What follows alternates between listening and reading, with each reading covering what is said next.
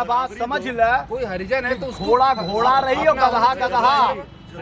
आज तक के इतिहास में जब से देश आजाद हुआ, सवर्ण परिवार के बच्चों को एक भी संवैधानिक लाभ का व्यवस्थाएं नहीं निश्चित की गई। सवर्ण का बच्चा अपने दम पे आईएएस, आईपीएस और तमाम बड़ी सेवाओं में आज भी अपना परचम लहरा गया। आप आरक्षण हटाओ, आप समानता कब तक लोगे? असमानता कब तक है? आरक्षण को हटाओ और घोड़े की तरह दौड़ लगाओ। आपको पढ़ने की इजाजत, आपको शादी करने की इजाजत, आपको सामाजिक समरसता के साथ रहने उठने की इजाजत, आपको समाज में वर्ण व्यवस्थाओं में साथ लेने की इजाजत सवर्ण समाज देता है। व्यवस्था को खत्म करना चाहिए। अरे भाई नहीं, सुनिए सुनिए, वर्ण व्यवस्था खत्म हो ना हो, समय के साथ साथ सब बदलता है। सुनिए, समाज चमार का काम है, सबको बोलने वो यादव कर सकते हैं। मैं बता रहा हूँ, जो यादव का काम है वो विश्वकर्मा कर सकते हैं। तो विश्वकर्मा कैसे मत बोलिए यार, आप कैसे बिगाड़ रहे हो चीजों को? बिगाड़ कहाँ रहे हैं? जब जाति मैं बता रहा हूँ, कहने का मतलब कुछ और ही कहे कुछ और। देखिए, कहा यह जा रहा है कि समाज अब विकास कर चुका है। नमस्कार, मेरा नाम पिंटू सोनी है और आप देख रहे हैं पब्लिक डिकोड। और इस वक्त हम मौजूद हैं देश के सबसे बड़े क्रांति स्थल जंतर मंतर नई दिल्ली में। और आप यहाँ पर देख सकते हैं कि काफ़ी आंदोलनकारी जो अपनी मांग को लेकर के, आरक्षण हटाओ अभियान को लेकर के यहाँ पर पहुँच रहे हैं, लेकिन दिल्ली पुलिस लगातार उनको हटाने का प्रयास कर रही है। इस आंदोलन को जो पूरी तरीके से यहाँ पर शांति व्यवस्था बहाल हो सके, कोई हंगामा ना कर सके, इसलिए यहाँ पर पूरी सुरक्षा व्यवस्था को टाइट किया है। लेकिन यहाँ पर जो कुछ आंदोलनकारी हैं, जो कुछ युवा हैं, अलग अलग देश के कोने कोने से यहाँ पहुँचे हुए हैं, उनसे बात करेंगे। क्या नाम हुआ सर आपका? मेरा नाम जय है, मैं उत्तर प्रदेश के वाराणसी से आया हूँ। वाराणसी से आप यहाँ क्यों आए हैं? आप यहाँ मैं आरक्षण हटाओ आंदोलन का ये जो धरना चल रहा है इस पे आया हूँ, और यूजीसी के जो काले कानून है उसके दोनों के सम्मिलित विरोध के लिए यहाँ पे आया हूँ। लेकिन मैं आने से पहले, सबसे पहले मैं जब आया तो मेरा ये था कि मैं जाऊंगा पहले बंगला साहिब गुरुद्वारे में दर्शन करूंगा। लेकिन मैं जा रहा था, इस सड़क को बढ़ के आ रहा था, पुलिस वाले मुझे सड़क के उस पार से खींच के ले गए और बस में बैठा दिया डिटेन करने के लिए। मेरे बहुत कड़ा विरोध करने पे तब उन्होंने मुझे जाने दिया और मैं फिर गया दर्शन करके वापस अब आया हूँ। तो अब मीडिया यहाँ पे है। ये आप आरक्षण का विरोध क्यों कर रहे हैं? आपका मुख्य मतलब मांग क्या है आपका? आरक्षण का विरोध नहीं, आरक्षण की व्यवस्था का विरोध है। जिसको जो सही पात्र है उसको मिल नहीं पा रही है, और जो लोग को मिल रही है वो पीढ़ी दर पीढ़ी लगातार मिल रही है। आप समझिए, टीना डाबी का आप एग्जाम्पल लीजिए। आप किसी का, रामविलास पासवान के जो बेटे हैं चिराग पासवान, उनके बेटे को क्या आरक्षण नहीं मिलेगा? क्या वो आरक्षण कैटेगरी से बाहर हैं? क्या उन्होंने अपने आप को कोई ऐसा एफिडेविट दिया कि मुझे आरक्षण नहीं चाहिए क्योंकि मैं इतना संपन्न हो चुका हूँ, क्योंकि मेरे पिता मिनिस्टर रह चुके हैं? ऐसा नहीं है।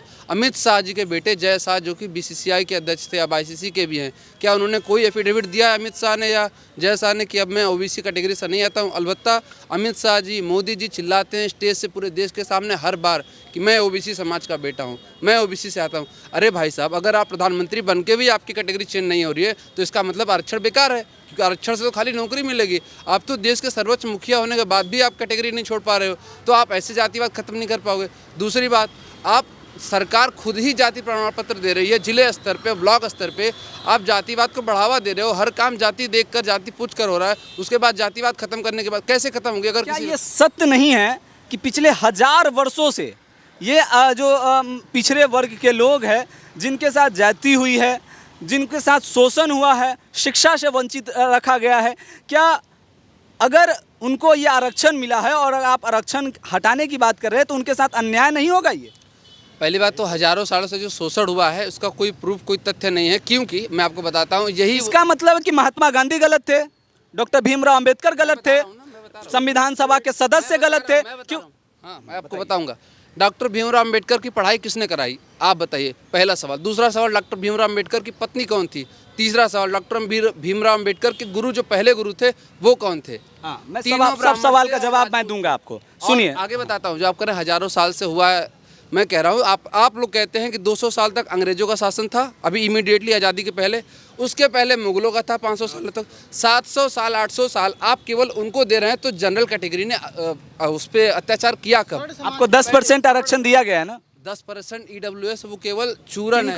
मैं बता रहा हूँ 10% आरक्षण कहाँ है? केवल कुछ जॉब में। अभी मध्य प्रदेश में कई कृषि विभाग की वैकेंसी और कई सारी वैकेंसी आई जिसमें ईडब्ल्यूएस का जनरल के लिए कोई सीट ही नहीं है, कोई सीट नहीं है, 0 सीट है। तो आरक्षण छोड़िए, हम तो सामान्य स्थिति में भी लड़ने के बराबर नहीं आ पा रहे हैं। हमारी आप किसी को दौड़ने के लिए बढ़ावा दीजिए रेस में, लेकिन दूसरे का टांग तोड़ के थोड़े बढ़ावा देंगे। बहुत सुंदर बात है, आपने रेस की बात छेड़ी तो मैं एक बात सवाल आपसे करना चाहता हूँ कि रेस में दो व्यक्ति है, एक व्यक्ति जो रेस की तमाम विधाओं को जानता है, एक व्यक्ति जिसको आरक्षण के बाद जो है आरक्षण के ताकत से उसके पहली बार उस रेस में खड़ा किया जा रहा है।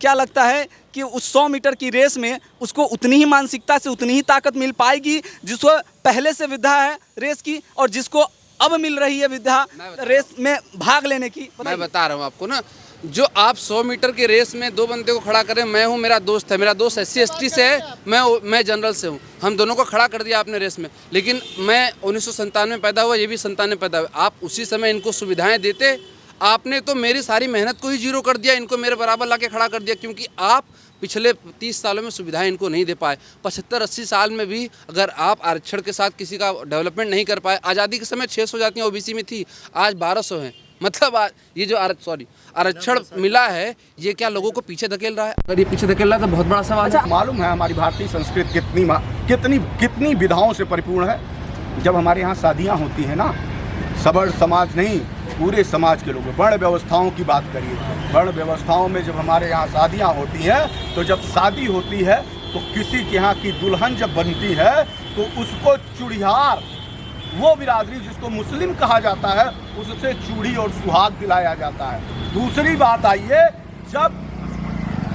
जब आप काठ का बनता है पीढ़ा और उस काठ के पीढ़े पे बैठ करके विवाह संपन्न कराया जाता है, वो काठ का पीढ़ा बना करके पूजन करने का काम उस लोहार को किया जाता है, उसके टीके लगाए जाते हैं। और यहाँ तक छोड़ दीजिए, जिसको हम महादलित कहते हैं, दलित कहते हैं, आप उनको उपेक्षित करके उनको उपेक्षित भाषा, उनका अपमान कर रहे हैं आप लोग। उनकी की बेटी बहन जब हमारे यहाँ जो चूल्हा होता है, पहले मिट्टी का चूल्हा बनता है, सबकी अपनी अपनी विधाएं सौंपी थी हमारी सनातन संस्कृति ने। और उस सनातन संस्कृति ने जब चूल्हे बनते थे और उस चूल्हे को ले आया जाता था, वही बना सकती थी, उसी पे लावा परसा जाता था और उसी लावा परसने के लिए वो चूल लाई जाती थी। और जब चूल लाई जाती थी तो सभी समाज की वो महिलाएं जिनके घर की दुल्हन होती थी, वो स्वयं आकर के उनका आरती उतारती थी, टीका लगाती थी, न्यौछावर करती थी, आज भी होता है ये। और उसकी पूजा की जाती है, उसके बाद पानी पिया जाता है। उसकी तो बातें छोड़ दी थी, अब परंपराएं बदल गई। जब हमारी माँ की गोद से बच्चा जन्म लेता था तो पहले हमारे यहाँ नाल काटे जाते थे, बच्चे प्रसव घर में होते थे और उसको कराने का काम किसका होता था? वो हमारे परिवार की धाय माँ कहलाती थी, दाई कहलाती थी। वो माँ नहीं होती थी, वो धाय माँ होती थी। और पहले स्तन का दूध का पान अपने बच्चे को किसी भी बिरादरी का कराने का काम करती थी, तो वो धाय माँ और दलित की जाति को जानते हैं क्या?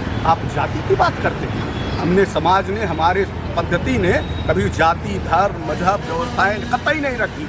हम सर्वे भवन्तु सुखिनः सर्वे सन्तु निरामया की परिकल्पना करता है सनातन। और सनातन सभ्यता के कल्चर के भूमिकाओं में सवर्ण समाज के परिवार के लोग सिर्फ सब सुखी हों, संपन्न हो, या धरती समृद्धशाली हो। धरती का प्रणाम करके अगर सवर्ण परिवार का लोग उठता है तो कहता है कि सर्वे भवन्तु सुखिनः, सब सुखी, सर्वे सन्तु निरामया, सर्वे भद्राणि पश्यन्तु मा कश्चित् दुर्भाग् भवेत्। अगर सब सुखी हैं तो मैं सुखी हूँ। यह अपराध करता है सवर्ण, यह अपराध करता है ब्राह्मण। आप कहते हैं वो वेद पाठी नहीं है, वेद पाठी नहीं। हमने रोका क्या? हमने कभी किसी को रोका? अगर रोका होता तो बाबा साहब भीमराव अंबेडकर कौन थे? बाबा साहब भीमराव अंबेडकर के पिता कौन थे मालूम है? इतिहास पढ़िए, किताबें पढ़िए। उन वामपंथी विचारधाराओं के लोग जो समाज को बांट रहे हैं, तोड़ रहे हैं, खंड खंड कर रहे हैं और सामाजिक समरसता बिगाड़ रहे हैं, उनकी चंद किताबें पढ़ करके देश को पूरे सामाजिक सौहार्दों को बिगाड़ने की परिभाषा मत करिए। मेरी बात सुन लीजिए, पूरी बात सुन हो जाने दीजिए। बाबा साहब भीमराव अंबेडकर के पिता ब्रिटिश हुकूमत में, ब्रिटानिया हुकूमत, अंग्रेजों का हुकूमत में कौन थे? हवलदार थे। कौन थे? आज का हवलदार मानते हैं क्या है? जैसे आज का हवलदार, उस जमाने का हवलदार, आज का दरोगा, उससे भी ऊपर रैंक हुआ करता था। कोतवाल, उनके लड़के थे, गरीब थे वो, शोषित थे वो, पीड़ित थे वो, वंचित थे वो।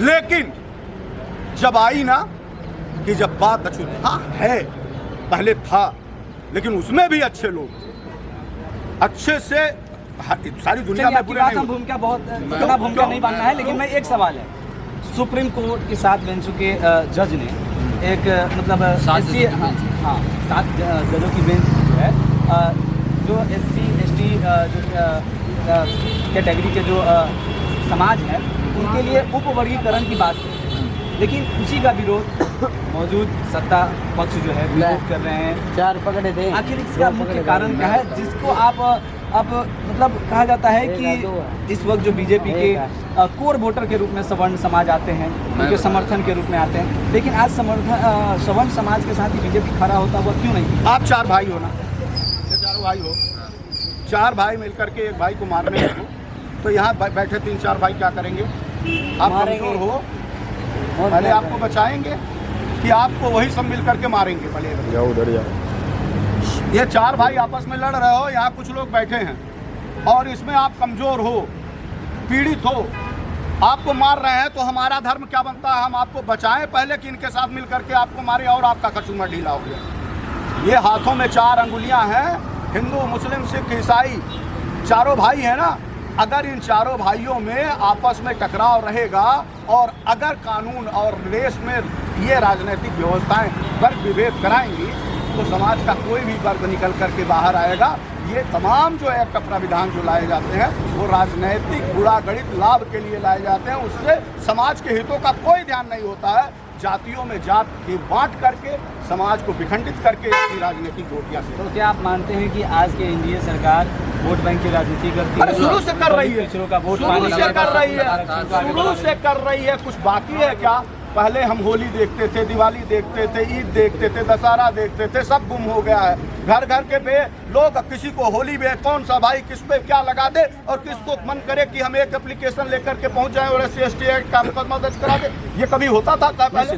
देखिए, ये बात सत्य है कि आरक्षण उनको मिलना चाहिए जो सच में जरूरतमंद है। मतलब आरक्षण का जो रूप है वो इस प्रकार से होनी चाहिए। जो समाजशास्त्री, जो बड़े बड़े जो विद्वान हैं, उनका ये मानना है कि आरक्षण का लाभ उनको मिले जो अब तक उनके जिनके पास ये लाभ नहीं पहुंच पाया है, जब जिनके पास ये सुविधा नहीं पहुंच पाई है। मान लीजिए कि एक परिवार में अगर कोई जिलाधिकारी बन गया, अगर वो दलित समाज से है, तो क्या अब उसको, उस परिवार को आरक्षण की आवश्यकता है क्या? अगर कोई समाज, कोई दलित समाज हो, कोई SC ST समाज हो, अगर सामाजिक और आर्थिक रूप से संपन्न हो गया है, तो क्या उसे आरक्षण की आवश्यकता है क्या?